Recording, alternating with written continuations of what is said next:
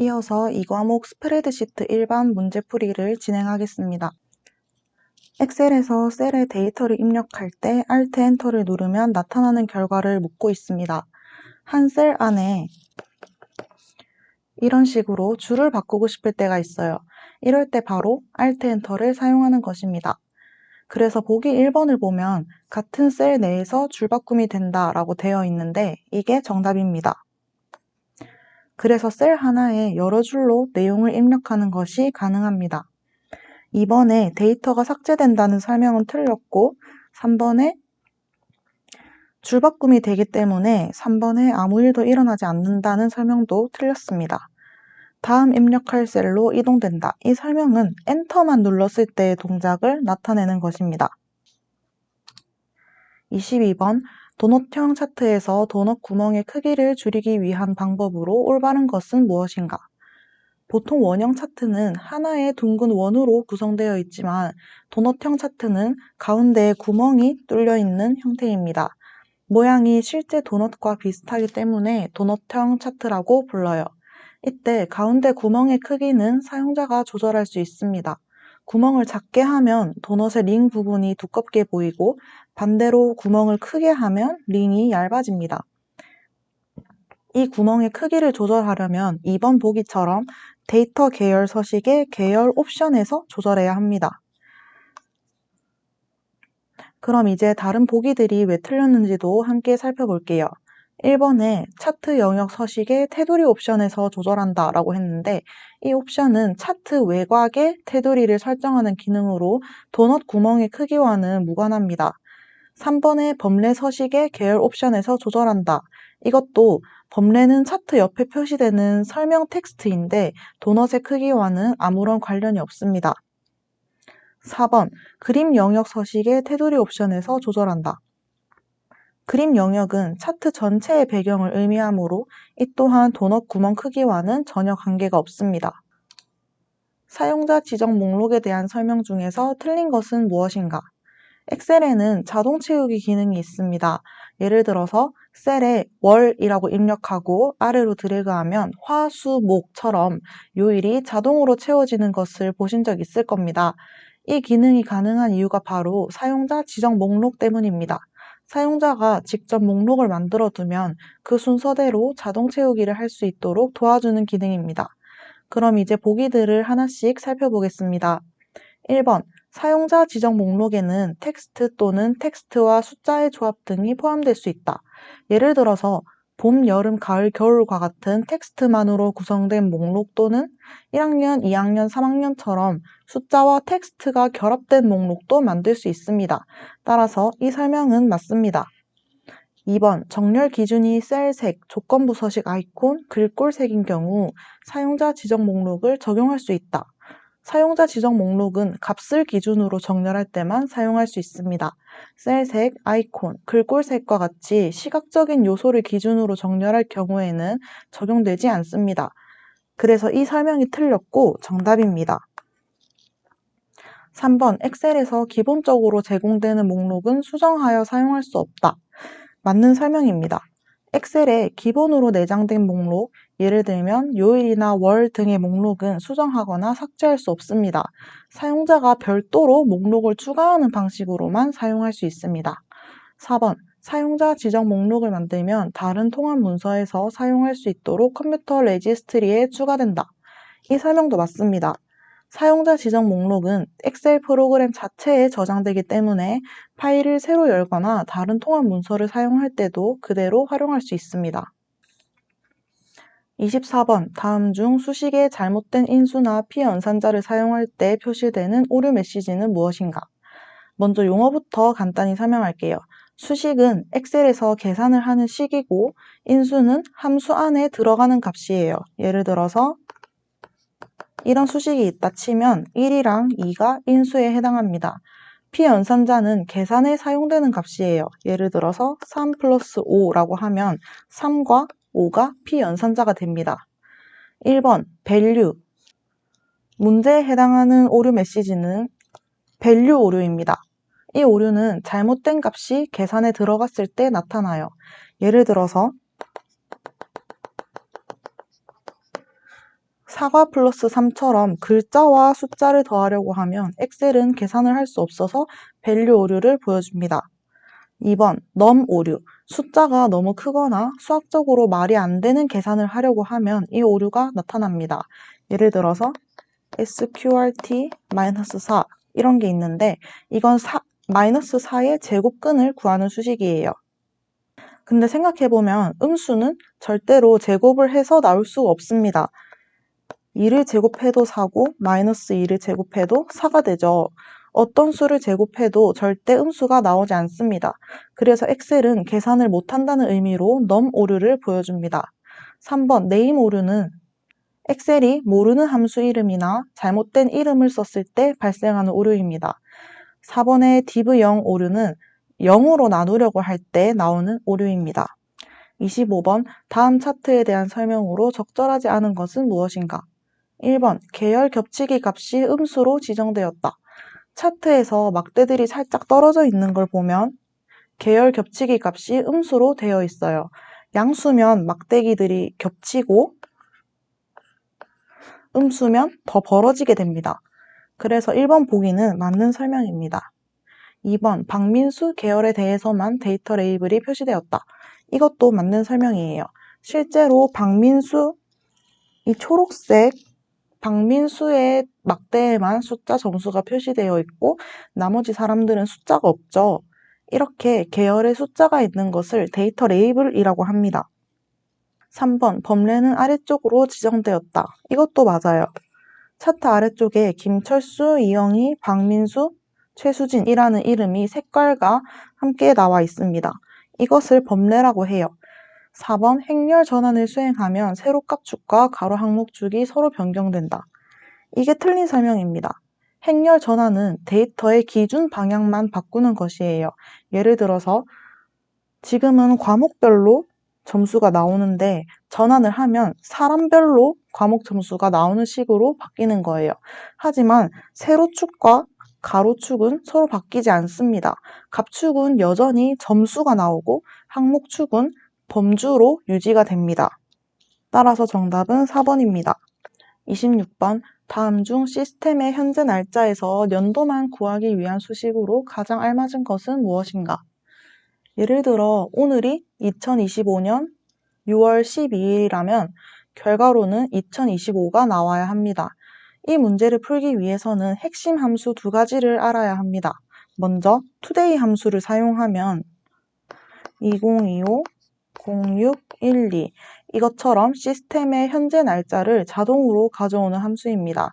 이어 함수는 이런 식으로 주어진 날짜에서 2025만 추출해주는 함수입니다.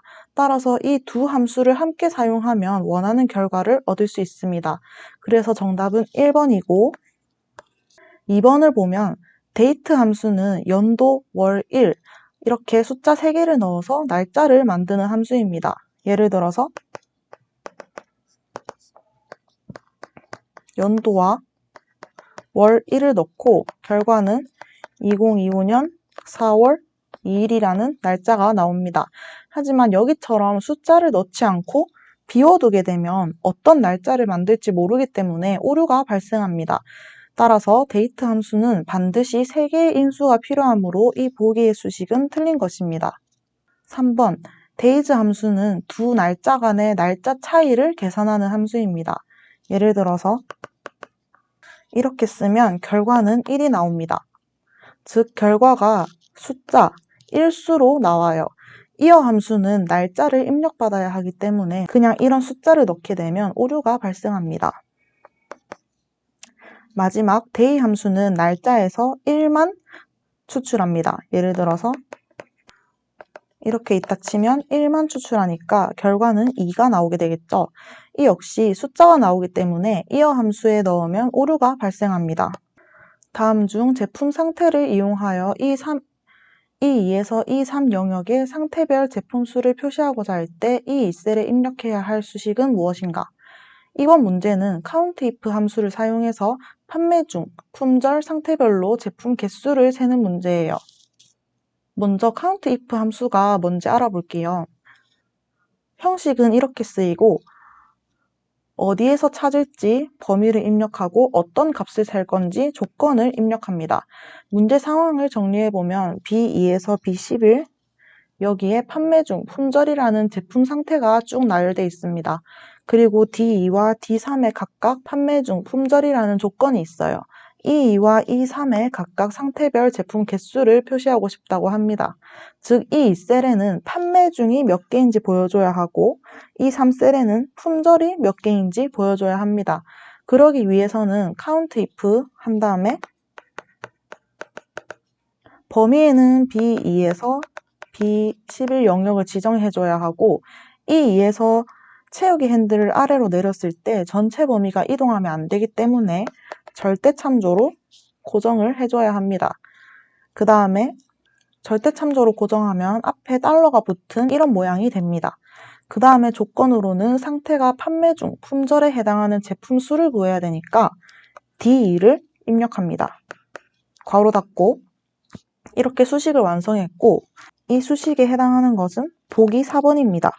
1번은 형식은 맞지만 범위가 상대 참조이기 때문에 이렇게 하게 되면 채우기 핸들 사용 시에 범위가 자꾸 바뀌어서 틀린 수식입니다.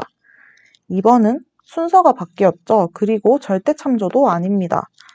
3번은 절대 참조와 범위는 맞는데 조건을 B2로 해버리면 조건이 되는 기준 셀과는 전혀 상관없는 위치이기 때문에 이 수식도 잘못된 것입니다. 28번 다음 차트에 대한 설명으로 틀린 것은 1번 데이터 레이블로 값이 표시되어 있다.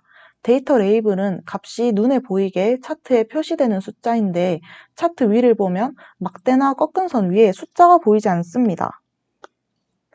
그래서 이 설명이 틀렸으므로 정답입니다.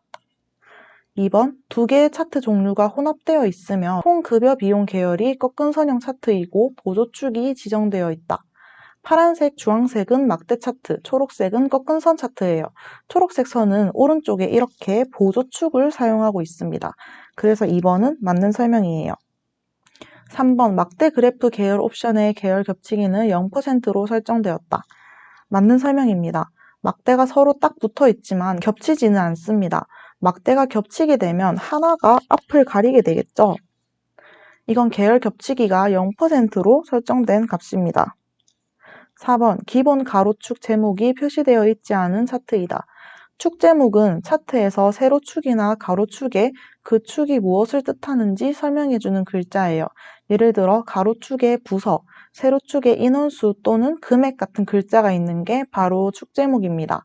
지금 차트를 보면 아래쪽 가로축에 축 제목 같은 글씨는 없죠. 그래서 4번 보기도 옳은 설명입니다. 29번 머리글 또는 바닥글에 인쇄할 현재 페이지 번호를 표시하려고 할 때 사용하는 기능은 무엇인가? 엑셀에서 머리글 또는 바닥글은 인쇄 시 페이지의 위쪽이나 아래쪽에 들어가는 영역입니다. 여기에 현재 페이지 번호를 표시하고 싶다면 머리글, 바닥글 도구에서 특정 아이콘을 선택해야 합니다. 1번 달력 아이콘에 숫자 7이 있는 모양은 날짜 삽입 기능입니다. 그래서 페이지 번호와는 관련이 없습니다. 2번, 3번을 보면 2번은 종이가 두 겹인 모양이고 3번은 종이가 한 장이죠.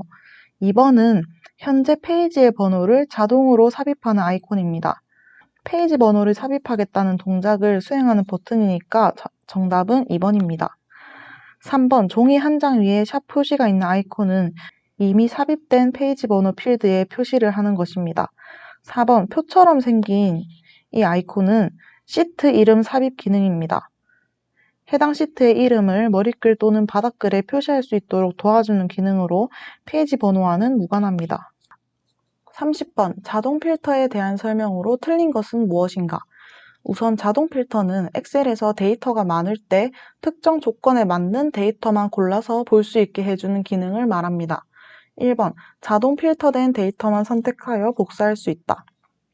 맞습니다. 필터로 걸러진 데이터만 복사해서 다른 곳에 붙여넣기 할 수 있어요. 단 보이지 않는 행은 복사되지 않습니다.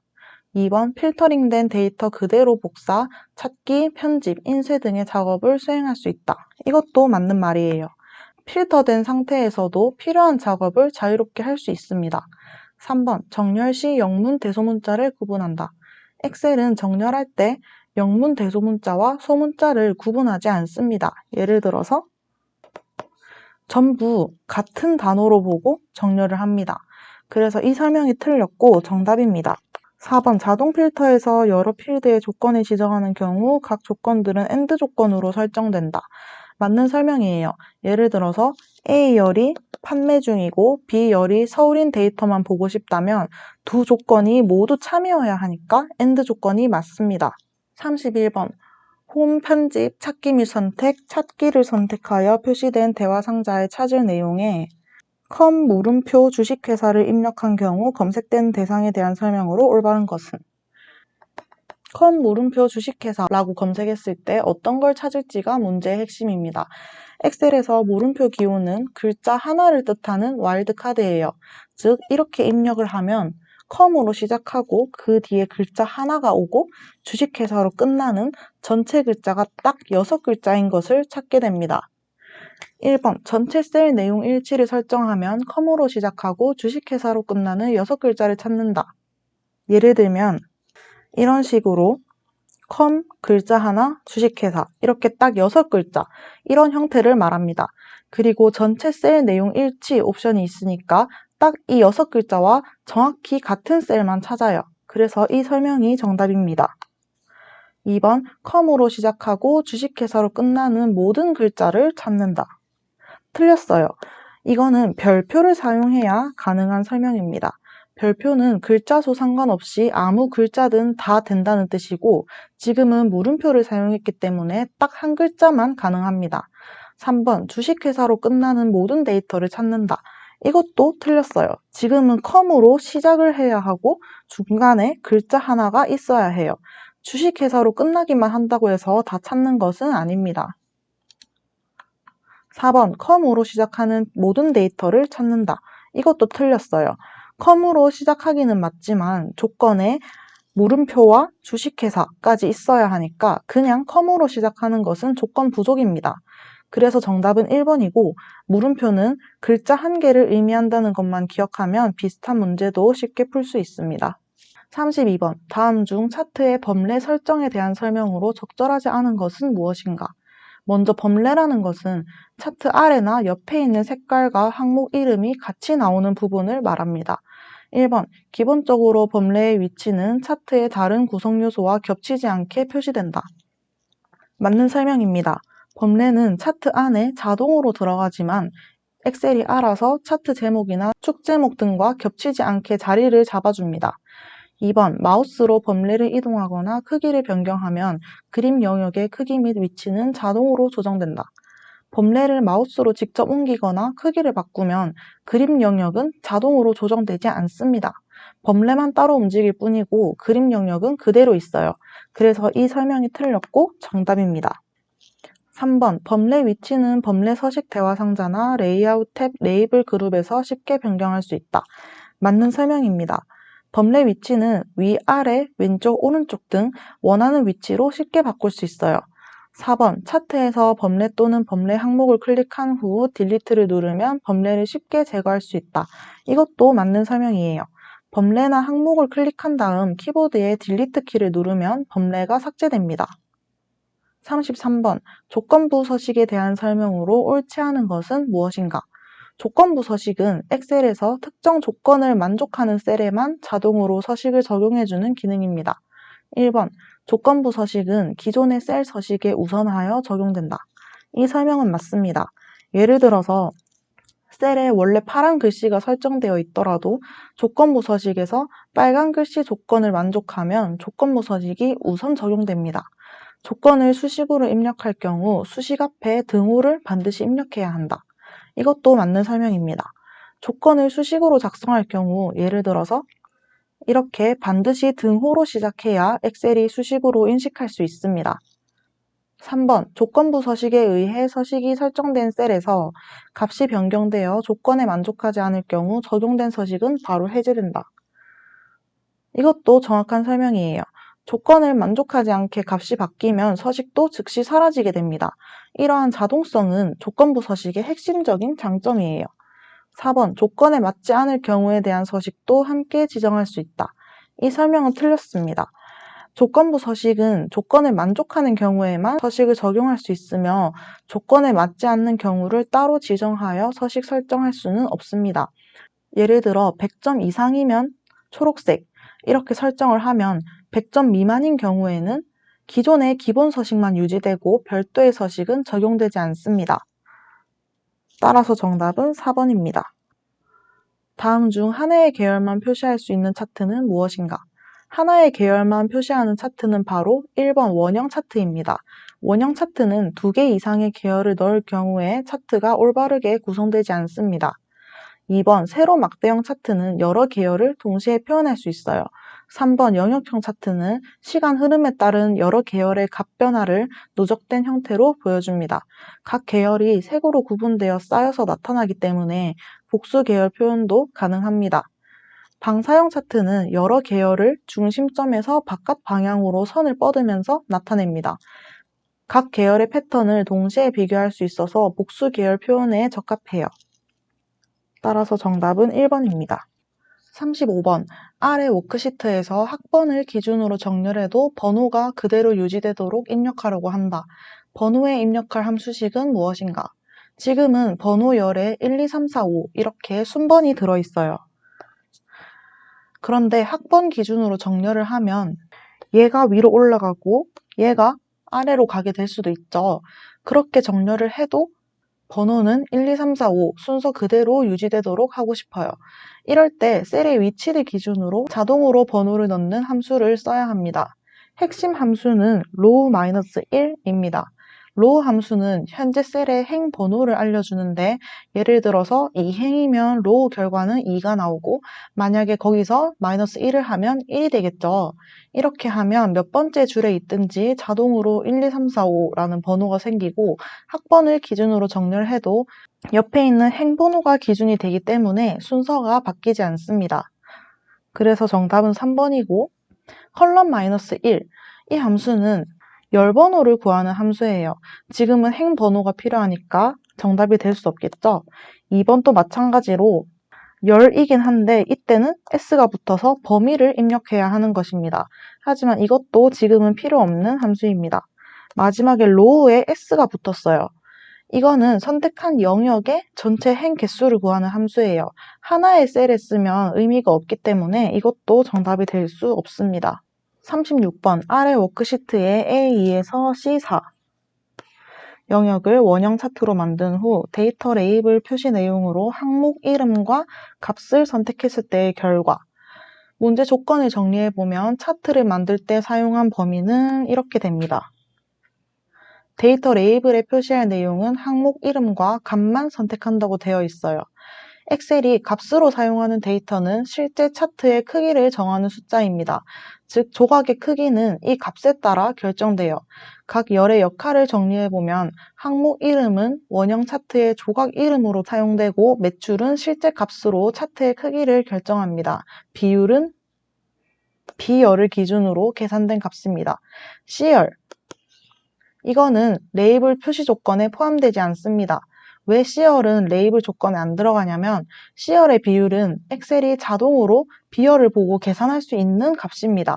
원형 차트에서 값을 선택하면 B열은 차트를 구성하는 실제 값, 즉 조각의 크기이기 때문에 레이블에 포함을 하고 C열은 단지 참고용으로 계산된 보조 데이터이기 때문에 레이블로 값을 선택해도 자동으로 포함되지 않는 것입니다. 1번을 보시면 레이블이 노트북 53만 2천, 모니터 84만 5천, 키보드 48만 5천, 즉 항목 이름과 값이 정확히 표시되어 있어요. 문제 조건과 딱 맞는 정답입니다. 2번 매출 53만 2천처럼 항목 이름 대신 매출이라는 열 제목을 표시하고 있기 때문에 틀렸습니다. 3번도 마찬가지로 항목 이름과 열 제목이 나와 있기 때문에 틀렸습니다. 4번은 뒤에는 다 괜찮은데 매출이라는 항목 이름이 추가로 들어가 있죠. 그래서 4번도 틀린 것입니다. 37번 아래 워크시트에서 A열을 오름차순 정렬할 경우 정렬 결과로 만든 것은 무엇인가? 이미지를 보시면 이렇게 텍스트, 논리값, 숫자가 섞여 있습니다. 엑셀에서 정렬할 때는 숫자, 텍스트, 논리값인데 논리값은 또 false가 먼저 오고 그 다음 true입니다. 이미지에 있는 데이터는 숫자는 0과 1, 텍스트는 A, 논리값은 false와 true가 있고 이걸 오름차순으로 정렬하면 숫자 중에서도 작은 순으로 0, 1, 그 다음에 텍스트인 A, 그 다음에 논리값에서도 false가 더 작기 때문에 false를 적고 그 다음은 true, 이 순서를 따릅니다. 따라서 정답은 1번입니다. 38번, 시나리오에 대한 설명으로 틀린 것은 무엇인가? 엑셀의 시나리오 기능은 만약 어떤 값이 이렇게 바뀐다면 결과는 어떻게 변할까? 이거를 미리 실험해보는 기능입니다. 예를 들어서 어떤 제품을 100개 판매할 때와 200개 판매할 때의 이익 차이 또는 재료비가 변경되었을 때 총 비용 변화 이런 것들을 미리 여러 상황으로 설정을 하고 결과를 비교해 볼 수 있습니다. 이제 보기들을 하나씩 확인해 보겠습니다. 요약 보고서나 피벗 테이블 보고서로 시나리오 결과를 작성할 수 있다. 이 설명은 맞습니다. 시나리오 관리자에서 요약 보고서 기능을 이용하면 각 시나리오의 결과를 표 형태로 한눈에 비교할 수 있습니다. 또한 피벗 테이블로도 시나리오 결과를 분석하는 것이 가능합니다. 2번, 하나의 시나리오의 변경 셀을 최대 32개까지 지정할 수 있다. 이것도 맞는 설명입니다. 엑셀에서는 하나의 시나리오에 대해서 최대 32개까지 변경 대상으로 지정할 수 있습니다. 3번, 입력된 자료들을 그룹별로 분류하고 해당 그룹별로 원하는 함수를 이용한 계산 결과를 볼 수 있다. 이 설명은 틀렸습니다. 그룹별로 나눠서 계산하고 거기다 함수를 써서 결과를 보게 하는 것은 피벗 테이블 기능의 설명입니다. 시나리오 기능은 그게 아니라 이 숫자를 이렇게 바꿔봤을 때 결과가 어떻게 달라질까를 미리 실험해보는 기능입니다. 그러니까 수익이 각각 어떻게 변하는지 결과를 비교해보는 게 시나리오이지 그걸 그룹으로 나누고 평균을 구하고 이런 것은 하지 않습니다. 그래서 3번은 시나리오 기능의 설명이 아니기 때문에 틀린 보기입니다. 4번, 시나리오 병합을 통해 다른 통합 문서나 워크시트에 저장된 시나리오를 가져올 수 있다. 이 설명도 맞습니다. 엑셀의 시나리오 병합 기능을 이용하면 다른 파일이나 다른 시트에서 저장된 시나리오도 현재 문서로 불러와서 비교할 수 있습니다. 다음 중 매크로 작성 시 매크로 기록 대화 상자에서 선택할 수 없는 매크로의 저장 위치는 무엇인가? 매크로는 엑셀에서 반복적인 작업을 자동으로 기록해서 실행할 수 있게 해주는 기능을 말합니다. 예를 들어서 셀 색을 바꾸고 숫자를 더하고 정렬을 하고 이런 것들을 기록해두면 나중에 버튼 한 번으로 똑같이 다시 할 수 있어요. 개발 도구 탭에 매크로 기록을 누르면 매크로 이름과 바로가기 키, 저장 위치를 설정하는 창이 뜨는데요. 매크로 저장 위치로 선택할 수 있는 것들은 세 가지가 있습니다. 첫 번째로는 현재 통합 문서, 지금 작업 중인 이 파일에 매크로를 저장하는 것입니다. 두 번째는 새 통합 문서, 새로운 엑셀 파일을 만들어서 그 안에 매크로를 저장하는 것입니다. 3번은 개인용 매크로 통합 문서인데 모든 엑셀 파일에서 공통으로 쓸 수 있게 개인 전용 저장소에 저장하는 것입니다. 그런데 현재 열려있는 통합 문서는 이런 이름의 저장 위치는 존재하지 않습니다. 말은 비슷하지만 실제 매크로 기록창에서는 현재 통합 문서라고 되어 있어요. 현재 열려있는 통합 문서, 이런 이름은 메뉴에 없기 때문에 3번이 정답이 되겠습니다. 40번, 데이터를 계층 구조로 하여 다른 범주 수준을 비교할 수 있도록 간단히 도식화하여 표현한 차트로 색과 근접성을 기준으로 범주를 표시하며 다른 차트 유형으로 표시하기 어려운 많은 양의 데이터를 쉽게 표시할 수 있는 차트 유형은 무엇인가? 트리맵은 네모 상자들을 이용해서 데이터를 표현하는 차트입니다. 예를 들어서 큰 네모 안에 더 작은 네모들이 들어있는 식으로 전체와 그 안의 구성 요소들을 한 번에 보여줄 수 있어요. 예를 들어서 전체 매출이라는 큰 범주 안에 전자제품, 가전제품, 의류 같은 중간 범주가 들어있고 그 안에 TV, 냉장고, 셔츠 같은 더 세부적인 것들이 작은 네모들로 표현되는 방식입니다. 문제에서 말한 계층 구조로 되어 있고 범주를 색깔과 위치로 구분해주고 많은 데이터를 한 화면에 보기 쉽게 표현할 수 있다. 이 조건에 딱 맞는 차트는 바로 트리맵입니다. 2번 폭포 차트. 이 차트는 어떤 값이 점점 늘어나고 줄어드는 과정을 보여줍니다. 예를 들어서 매출에서 원가를 빼고 세금을 빼고 이익이 얼마인지 단계별로 보여줄 때 쓰는 거예요. 히스토그램은 어떤 값이 얼마나 많이 있는지를 보여주는 차트입니다. 예를 들어서 시험 점수를 10점 단위로 나눠서 몇 명이 있는지 보여줄 때 사용합니다. 이 차트도 계층 구조와는 관련이 없어요. 콤보 차트는 막대형이랑 꺾은 선형 차트를 같이 보여주는 혼합형 차트입니다. 예를 들어서 매출은 막대, 성장률은 꺾은 선으로 같이 보고 싶을 때 사용합니다. 하지만 이것도 계층 구조를 표현하는 차트는 아닙니다. 오늘 강의는 여기까지입니다. 다음 시간에도 알찬 내용으로 찾아뵙겠습니다. 감사합니다.